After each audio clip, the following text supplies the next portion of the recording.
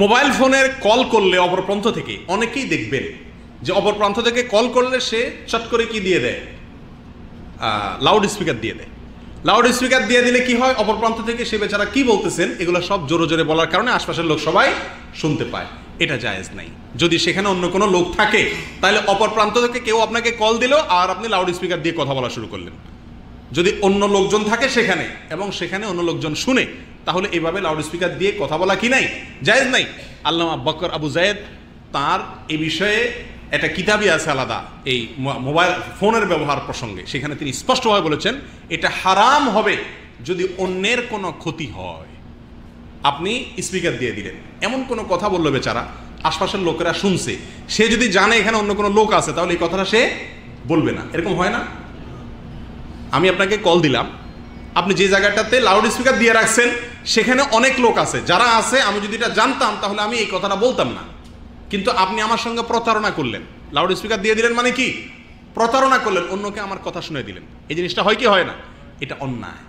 আপনি একা একা থাকলে দেন, সমস্যা নেই, বা তাকে বলে নেন যে ভাই আমি কিন্তু লাউড স্পিকার দিয়ে নিলাম, অমুক অমুক আছে এখানে, এরপরে সে তার মতো করে কথা বলুক, তাতেও সমস্যা নেই। লাউড স্পিকার দেওয়া একটা সমস্যা, আরেকটা সমস্যা হলো রেকর্ড করা। কল রেকর্ড আজকাল অনেকেই তার মোবাইলে অটোমেটিক সিস্টেমে এসে কল রেকর্ড করে রাখা। কারোর কথা তার অনুমতি ছাড়া আপনি রেকর্ড করে রাখবেন, এটা জায়েজ নেই। এটাও এক ধরনের প্রতারণা করা, ধোঁকা দেওয়া। মোবাইলের মাধ্যমে কত গুনাহ যে আমরা সারাদিনের ভিতরে করি আমরা টেরই পাই না। আপনি অন্য প্রান্ত থেকে কল দিলে তার কথা যদি রেকর্ড করতে হয় তাকে বলতে হবে যে ভাই তোমার কথাটা আমি কি করতেছি, রেকর্ড করতেছি। সে যদি জানে রেকর্ড করবেন তাহলে হয়তো সে কিছু কথা বলবে, আর যদি রেকর্ড করবেন না জানেন তাহলে হয়তো আরো কিছু কথা বলবে। তো আপনি তাকে না জানায় রেকর্ড করলেন, এটা আরেকটা অন্যায়। নাম্বার 3, সেই রেকর্ডটা আবার অন্যদেরকে অনেক সময় শুনাই, এই আরেকটা অন্যায়।